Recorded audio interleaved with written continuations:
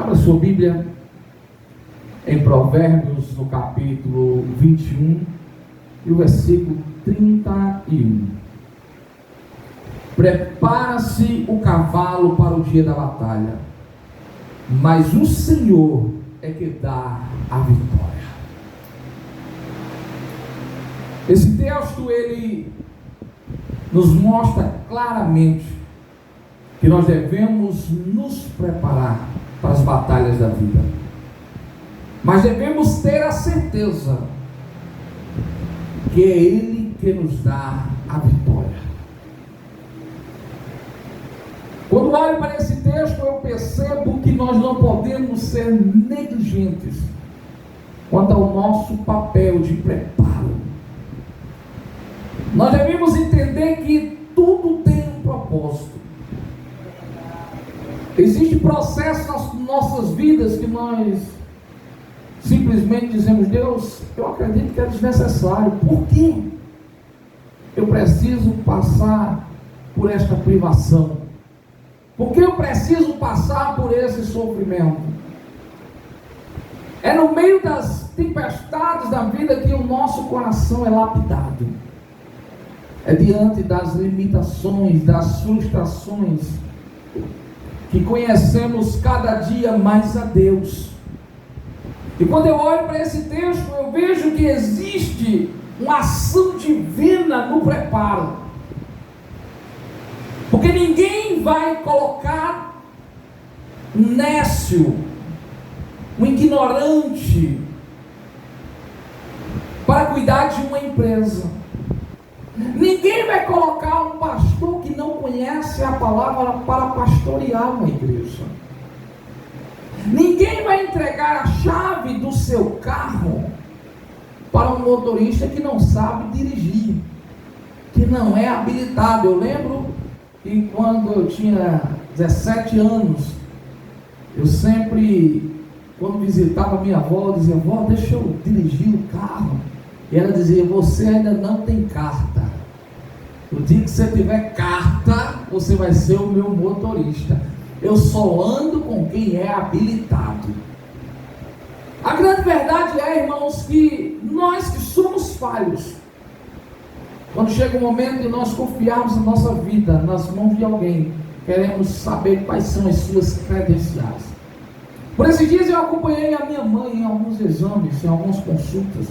E sempre quando ela procurava um médico, ela procurava saber quais eram as suas credenciais, as suas especialidades. Porque quando você quer receber um tratamento VIP, você vai procurar aquele que estudou, se capacitou. E quando nós conversamos com o médico disse: olha, existem tantas especialidades que há médicos que só cuidam da mão, outros que só cuidam dos pés, outros que só cuidam dos olhos. Mas eles precisaram se especializar para que hoje eles pudessem realmente tratar com excelência os seus pacientes.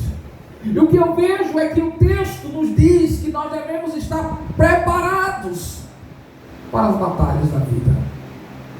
Não adianta você orar e pedir a Deus para passar em um concurso público se você não estudar, se não for para o cursinho, se não se debruçar sobre os livros. Não, eu vou orar e quando chegar na hora de fazer a prova, eu vou ser aprovado.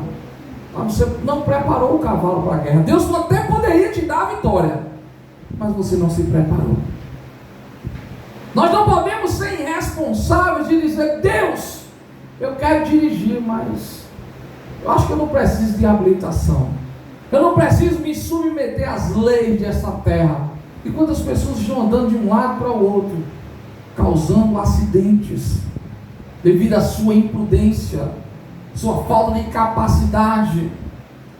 E o que eu quero dizer para você nesta noite é que talvez você ainda não entendeu que existem circunstâncias na sua vida que estão lhe capacitando, lhe chancelando para você estar em determinados lugares, fazer coisas que você nunca nem imaginou. Nós estamos aqui hoje é um dia de preparo, é um dia onde nós não temos holofotes, É um dia em que nós olhamos uns para os outros e dizemos: realmente Deus tem um mistério aqui nessa noite. Deus está nos preparando para a guerra.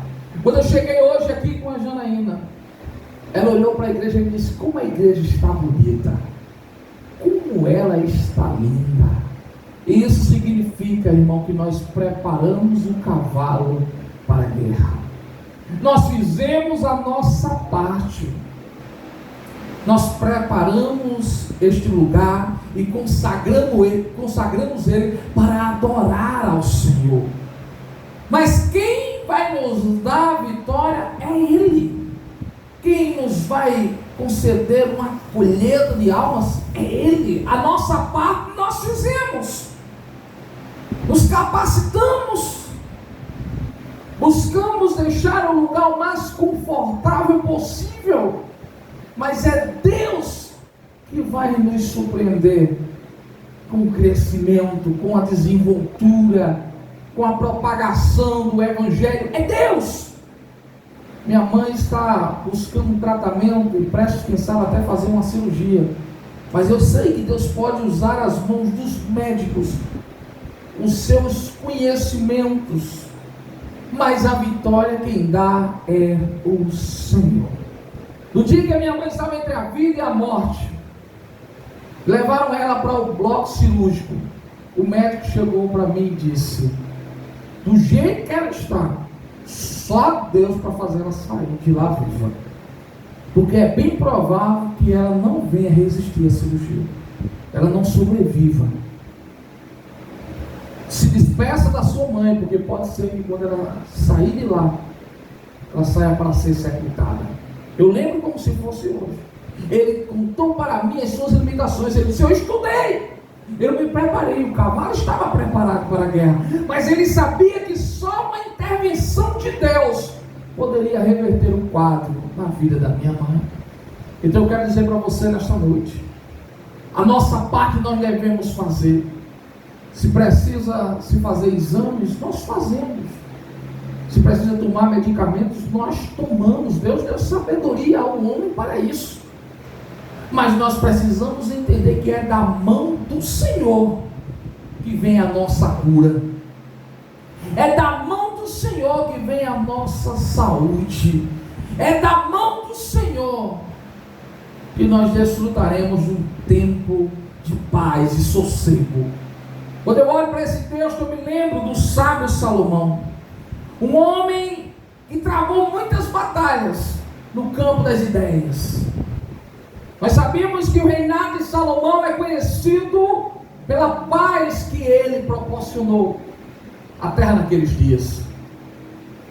Eu sei que quantas vezes talvez reis se prepararam para pelejar contra ele, e ele, com a sua sabedoria concedida por Deus, contornou estas situações e promoveu uma paz entre seus inimigos.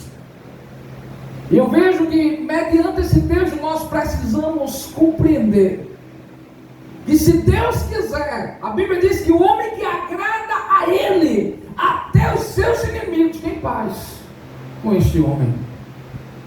Lembre-se de Isaac. Quando Abimeleque chegou para ele e disse: olha, Deus realmente te abençoou, vamos fazer aqui uma aliança, para que você não venha me ferir, porque Deus está prosperando você. O mesmo que outrora entulhava os poços de Isaac, estava temendo pela sua vida, estava pedindo a Isaac que tivesse misericórdia dele. Quando eu olho para esse texto, eu vejo que todos aqueles que se preparam, todos aqueles que se capacitam, que deixam ser trabalhados e moldados pelo oleiro, no dia em que é necessário demonstrar toda a sua intrepidez, todo o seu conhecimento, Deus derrama a sua graça e manifesta a sua glória.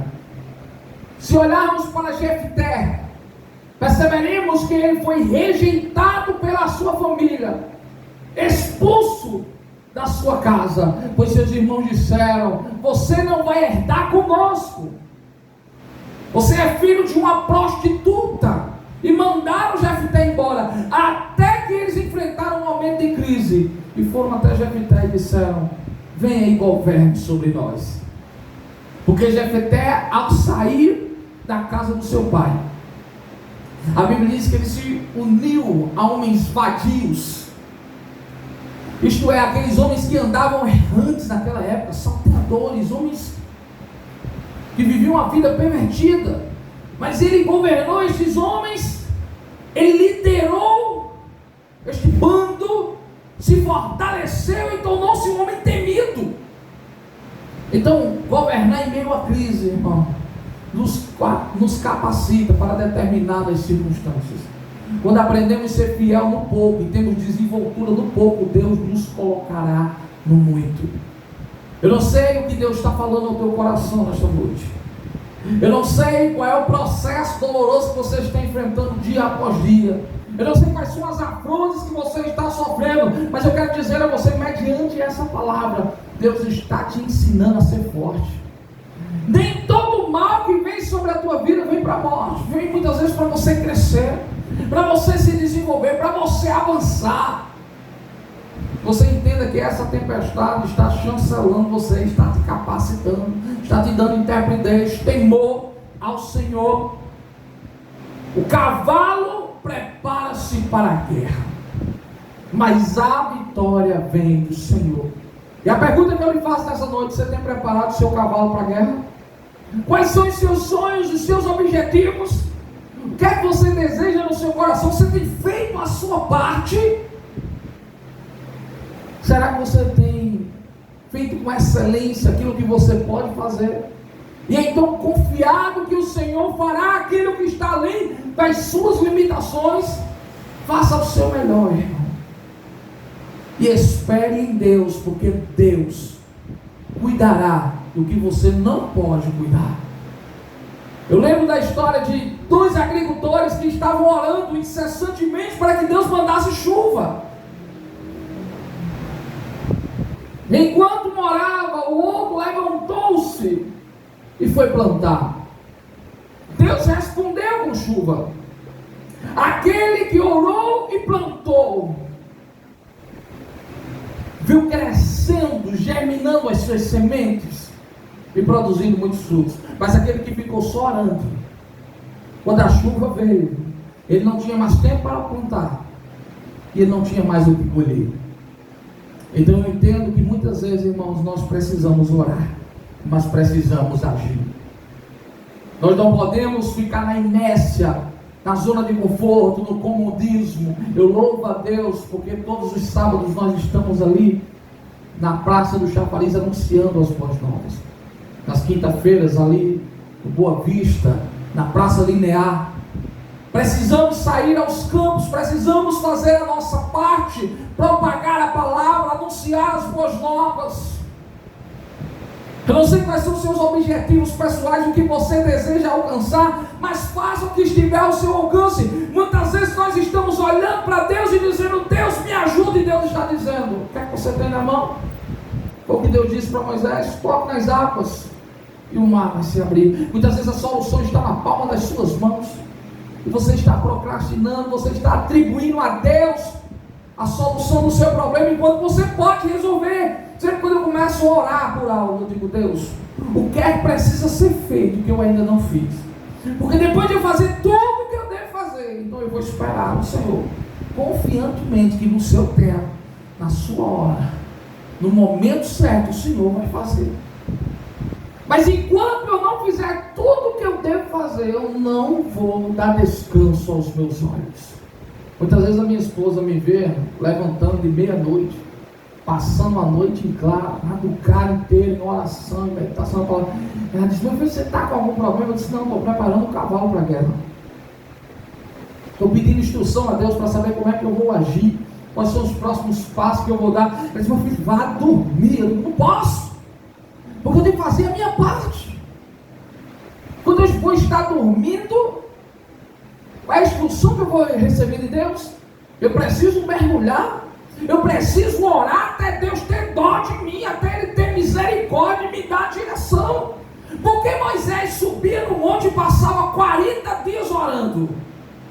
Porque ele queria ouvir a voz de Deus. O problema é que nós dobramos os joelhos durante 15 minutos e dizemos: Deus não falou, amém, eu vou continuar o meu dia. Não, irmão. Tem momentos que você precisa ficar 4, 5 horas prostrado diante de Deus, para que depois de todas essas horas Deus fale algo que pode mudar a tua vida. Aleluia. Tudo que aconteceu e o que acontece na minha vida, irmão, é resultado de muita oração. E quando as decisões são tomadas baseadas na oração, não tem quem possa refutar. As pessoas dizem: mas será que foi Deus que falou com você mesmo? Você não tem dúvida, irmão. Você diz: foi Deus. Não, mas eu não estou entendendo. Mas eu sei que foi Deus. Eu não tomei pelo impulso. Eu preparei o cavalo para a guerra.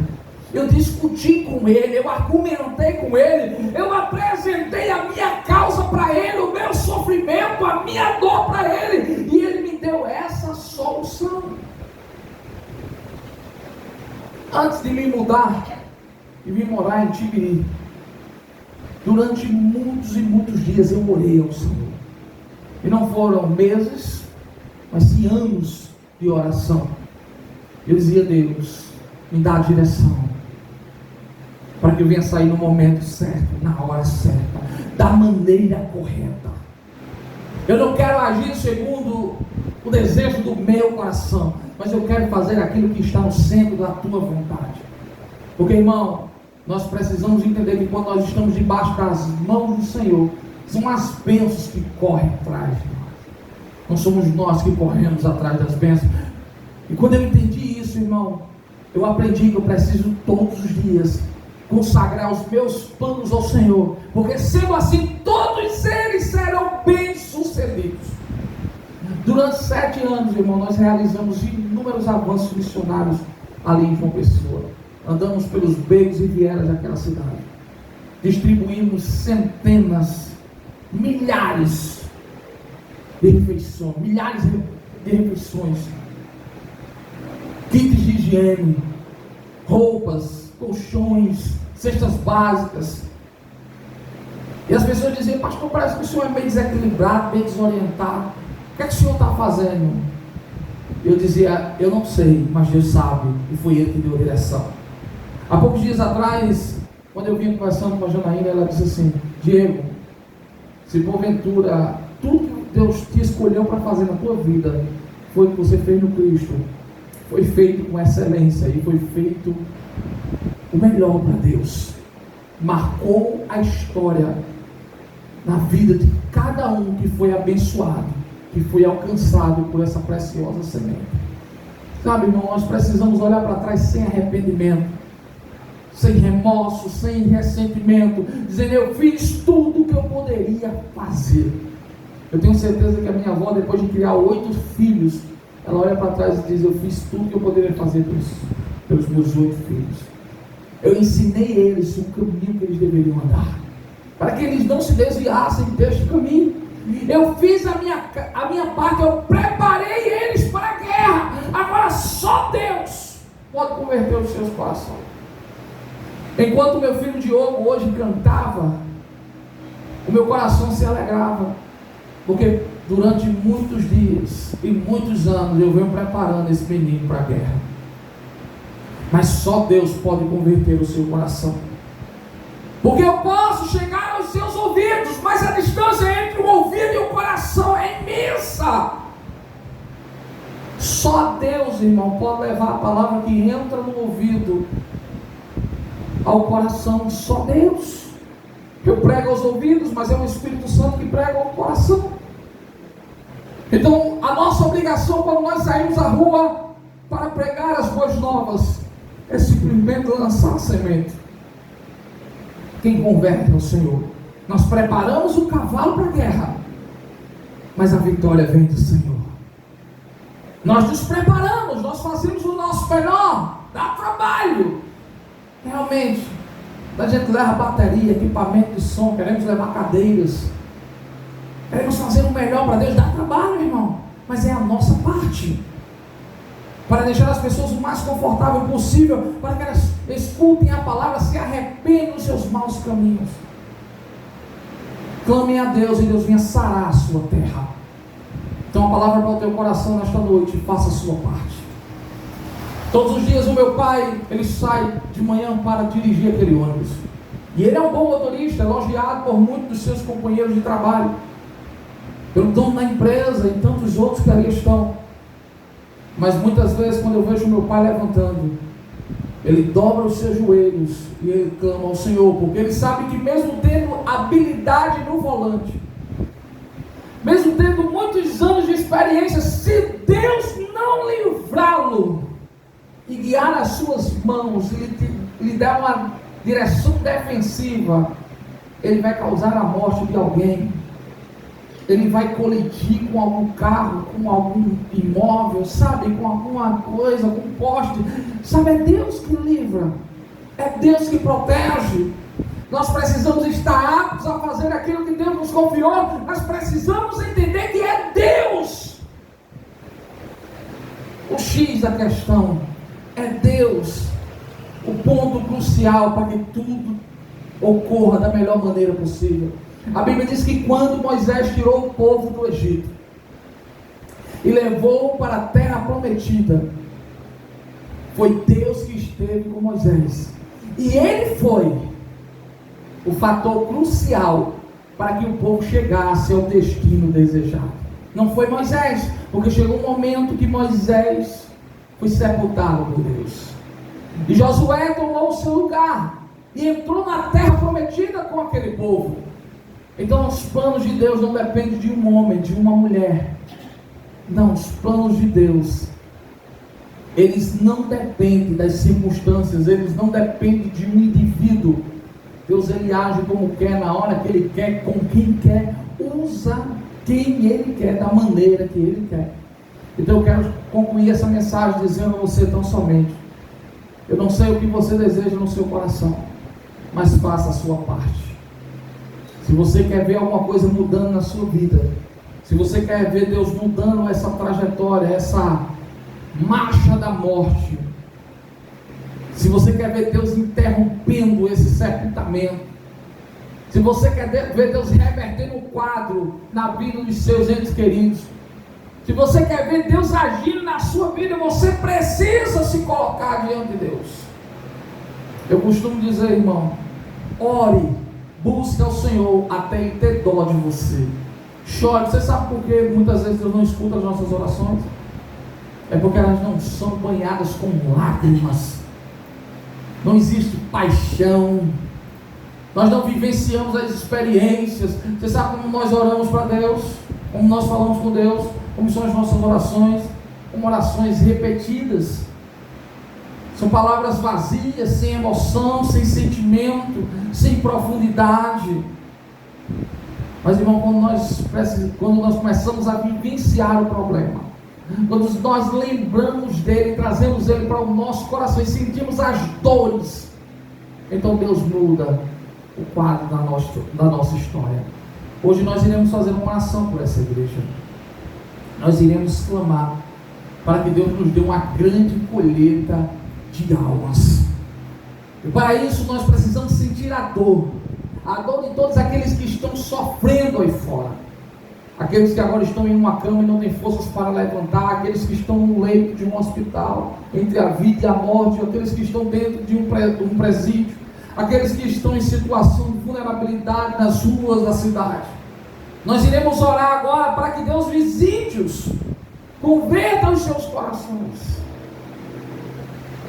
para que possamos ser um grande exército neste lugar, para propagarmos e anunciarmos as boas novas dos becos e vielas dessa cidade. Vamos orar. Senhor Jesus, eu peço a Ti que nesta noite, ó Pai, o Senhor nos dê graça para prepararmos o cavalo para a guerra.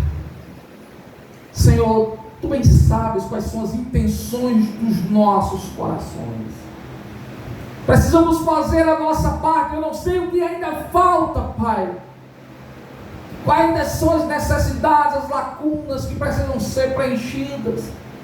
Eu não sei, ó Pai, qual é o posicionamento que o Senhor ainda deseja nos nossos corações, para que o Senhor possa nos conceder uma grande colheita de almas, um grande avivamento. Olha, Pai, nós queremos ver o cego enxergando, o paralítico andando, o morto ressuscitando. Eu sei que o Senhor é o mesmo de ontem, de hoje, de eternamente. Eu sei que o Senhor pode trazer um grande avivamento sobre essa igreja, ó Pai. A tua palavra diz que estavam todos reunidos ali orando incessantemente, até que do alto veio, ó Pai, o teu Espírito, que foi derramado sobre ele, todos eles foram cheios. Então eu peço a Ti, incendeia-nos, Senhor, incendeia-nos, ó Pai, para propagarmos o Teu Evangelho nos quatro cantos dessa terra. Eu peço a Ti, visite, Pai, todos aqueles que estão aprisionados, Senhor, aqueles que estão depressivos, ansiosos, inquietos. Olha, Senhor, visite aqueles que estão em situação de vulnerabilidade das ruas, aqueles que estão no presídio, os que estão nos hospitais.